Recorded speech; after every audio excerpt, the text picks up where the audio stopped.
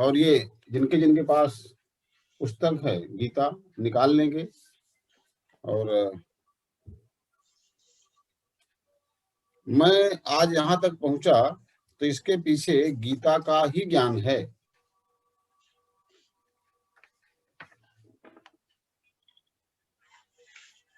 तो गुरुजी तैयार हैं।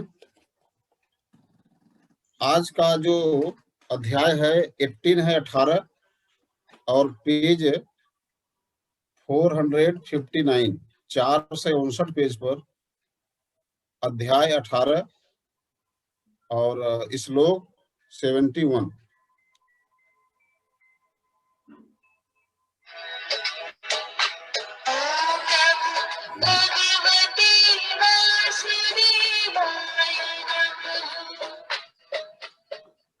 पेज 459 459 अध्याय 18 श्लोक 71। श्रद्धावानसूयश्च शृणुयादपि यो नरः सोऽपि मुक्तः शुभावलोकान् प्राप्नुयात् पुण्यकर्मणाम्। अंग्रेजी में सुनते हैं हम लोग। The one who just listens to this holy Gita with devotion while being free from hatred, he will be liberated from all sins and shall attain the auspicious worlds of those who have performed righteous deeds. इसको हिंदी में समझिए आप लोग। जो मनुष्य श्रद्धा युक्त और दोष दृष्टि से रहित होकर इस गीता ग्रंथ को सुन भी लेगा, वह संपूर्ण पापों से मुक्त होकर पुण्य कर्म करने वालों के शुभ लोकों को प्राप्त होगा। आपने सुना होगा कि जब इंसान दुनिया से जाता है तो उसका क्या होता है। कुछ लोग बताते हैं स्वर्ग में जाता है, कुछ लोग कहते हैं नरक में जाता है ना।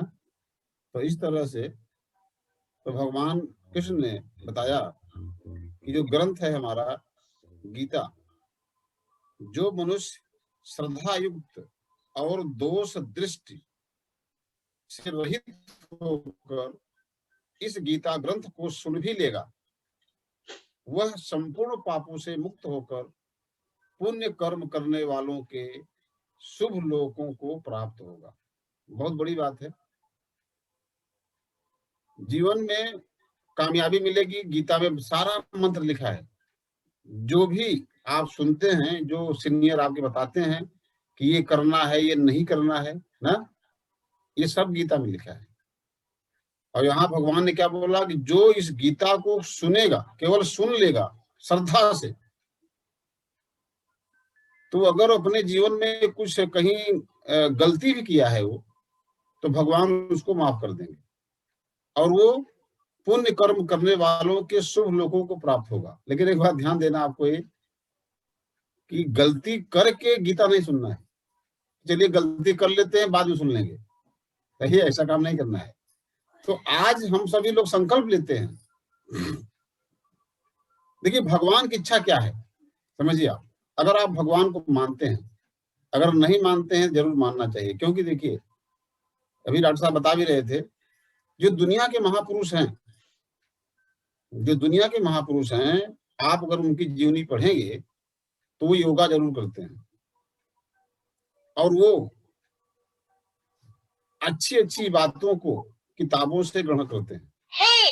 तो अच्छी अच्छी बातें कहाँ से मिलेंगी?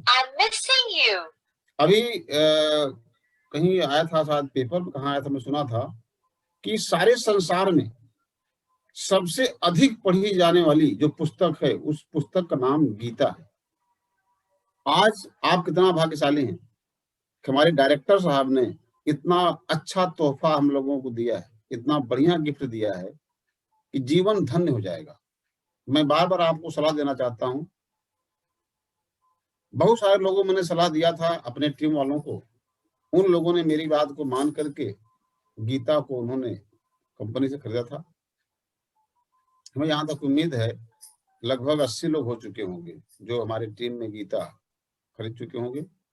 बाकी जो लोग यहाँ इस मिशन में हमारे शामिल हो रहे हैं, आज यहाँ पर जुड़ने वाली एक संख्या हमें देख रहा था 116 तक पहुंच गई थी।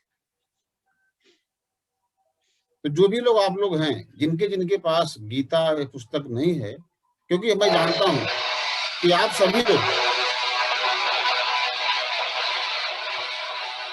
कामयाबी चाहते हैं,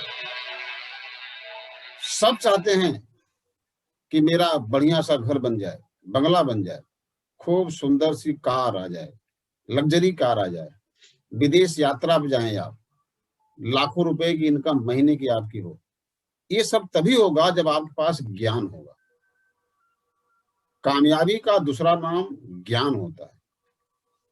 जो लोग कामयाब नहीं हुए, इसको आप समझ लीजिए कि उनके पास ज्ञान नहीं था।